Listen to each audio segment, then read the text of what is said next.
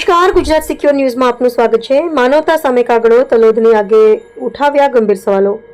ગણદેવી તાલુકાના તલોદ ગામમાં ગત મધરાત્રિએ ભયાનક આગની ઘટના સમાવી છે, જે એક ગરીબ પરિવારનું ઘર જ્વાળાઓમાં લપેટાઈ ગયું હતું। આગ એટલી વિકરાળ હતી કે જો સમયસર કાબુ ન મેળવાયો હોત તો મોટી જાનહાની થવાની શક્યતા હતી। સ્થાનિકોના આક્ષેપ મુજબ આગની જાણ થતાં જ ફાયર બ્રિગેડને જાણ કરવામાં આવી હતી, પરંતુ બિલીમોરા ફાયર વિભાગ દ્વારા નવા મિની ફાયર ટેન્ડરનું રજીસ્ટ્રેશન બાકી છે અને સાધનોની મર્યાદા પૂર્ણ થઈ ગઈ છે। જેવા કારણો દર્શાવી તાત્કાલિક ફાયર ફાઇટર મોકલવામાં વિલંબ થયો। એક તરફ ઘર સળગી રહ્યું હતું, બીજી તરફ તંત્ર નિયમોની વાતમાં અટવાયું હોવાનું કહેવાય રહ્યું છે। આ ઘટનાથી ગ્રામજનોમાં ભારે રોષ જોવા મળી રહ્યો છે। લોકો સવાલ કરી રહ્યા છે, શું લોકોના જીવ કરતા કાગળો વધુ મહત્વના છે? આ દરમિયાન તલોદ ગામના કોળીવાડ વિસ્તારમાં ગ્રામ પંચાયતના પદાધિકારીઓએ દરમિયાનગીરી કરી ગ્રામજનોએ માનવ સર્કલ બનાવી પાણી દ્વારા આગ બુઝાવવાના પ્રયાસો શરૂ કર્યા। માહિતી મુજબ આશરે રાત્રે 2 વાગે નગરપાલિકાના પ્રમુખ અને ફાયર વિભાગના ચેરમેન સ્થળ પર પહોંચ્યા। ત્યારબાદ ફાયર ફાઇટર મોકલવામાં આવ્યું અને આગ પર કાબુ મેળવવામાં આવ્યો।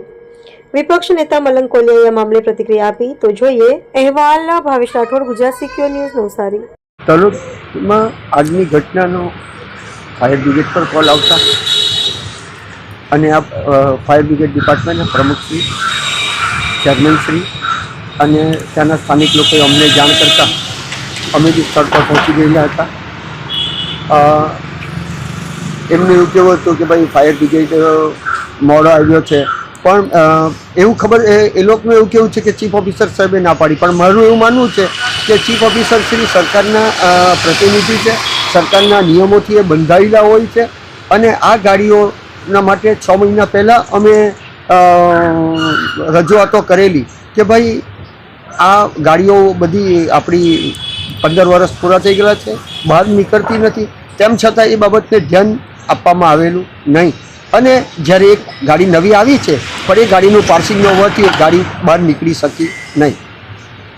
પરંતુ પ્રમુખશ્રીએ લોકહિતને ધ્યાનમાં રાખીને અને આ પરિસ્થિતિને જોતાં એમણે મંજૂરી આપી અને સ્થળ પર ફાયર બ્રિગેડનો સ્ટાફ પહોંચી ગયો અને આગ ઓલવવાની કામગીરી કરી। મીનવાઇલમાં પ્રમુખશ્રીએ ચીખલી ફાયર બ્રિગેડને બી ફોન કરી દે, ચીખલી ફાયર બ્રિગેડ પર સ્થળ પર પહોંચી ગયો હતો।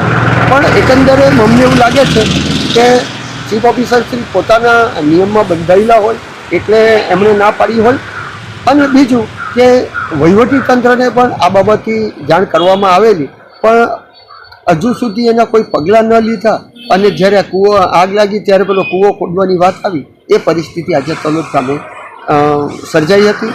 આ તો તલોદ છે, નજીકનું ગામ છે। જો બિલીમોરા સિટીમાં આવી પરિસ્થિતિ થાય તો લોકોને શું જવાબ આપવાનો એ શાસકોએ વિચાર કરવાનો।